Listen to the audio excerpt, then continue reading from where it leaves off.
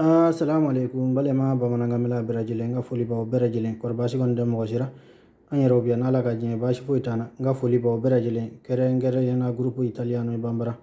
kadam na tiktok ra kata youtube ra mogo be mogo kura ra minu nyen laje an minu nana grupu kam mogo kura aw berajile fole no dande foli mina anyero biya basi fo kon tana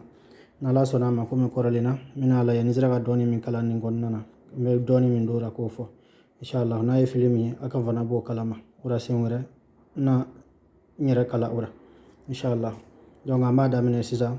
dottore o ye dogotoro togo ye donc zakari abe comme na fo o ye banabagatɔ togo ye donc ni chlorine sisa o ye dogotoro ka kuma yɔrɔ ye chlorine dɔ in o ye banabagatɔ ka kuma yɔrɔ ye donc amba damine dogotoro ka yɔrɔ dove hai dolore ko yala dimi bɛ i yɔrɔ jumɛn na dove o kɔrɔ ye ko la yɔrɔ jumɛn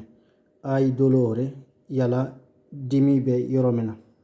i n'a fɔ dove hai dolore kɔrɔ ye ko dimi i n'a fɔ ni bana b'i la yɔrɔ min b'i dimi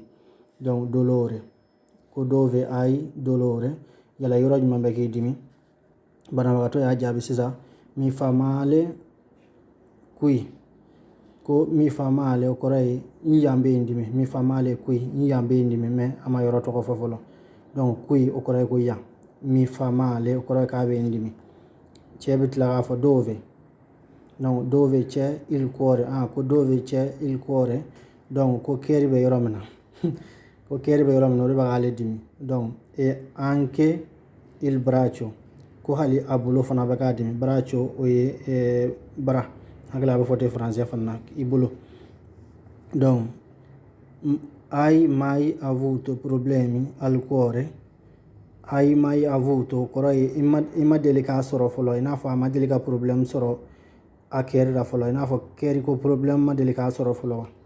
hai mai avuto problemi al cuore yala a ma deli ka problème foyi ma deli k'a sɔrɔ a kɛri la fɔlɔ donc cuore hakili a bɛ fɔ ko dusukun ni ma fili mais a mana kɛ ɲɛmi a bɛ yen fana b'o kalama donc a ko non è la prima volta ko nin y'a siɲɛ fɔlɔ ye dɔgɔtɔrɔ b'a fɔ ora chiudi la mano e stringi il pugno donc ko dɔgɔtɔrɔ b'a fɔ ko sisan ora o kɔrɔ ye ko sisan fana mais ɛri a ka kan kɛ ɛri de mais n'a fɔra ora kuma kɔnɔna na o kuma n'a fɔ nin waati in na sisan chiudi k'a k'a bolo chiudi la mano k'a k'a bolo datugu e stringi il pugno ko a k'a bolo datugu donc a ka sɔrɔ ka m'a fɔ cogo di a k'a bolo datugu sɔrɔ ka a pugno o bɛ kuma n'a fɔ n'i bolo kuru sisan donc k'a k'o digi i n'a fɔ k'a bisi stringe k'a bisi donc senti dolore a bɛ ka ɲininka ko la a kɛlen k'o kɛ ko la a bɛ ka dimi santi wa senti dolore yala a bɛ ka dimi santi wa donc un po cɛ ko a ma ko un po adesso dɔgɔtɔrɔ ka kuma y'o ye adesso tira su la maglietta ko sisan k'a ka duloki sama ka bɔ a kan na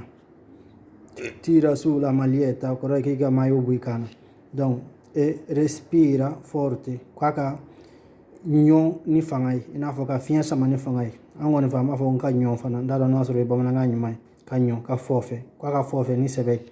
donc a b'a kɛ i n'a fɔ aha donc dɔgɔtɔrɔ b'a fɔ ora da un colpo di tosse i n'a fɔ k'a ka sɔgɔsɔgɔ dɔɔni da un colpo di tosse i n'a fɔ ka sɔgɔsɔgɔ dɔɔni donc a b'a kɛ ka n t'a dɔn ni n bɛ kala cogo min aw minnu kalalen no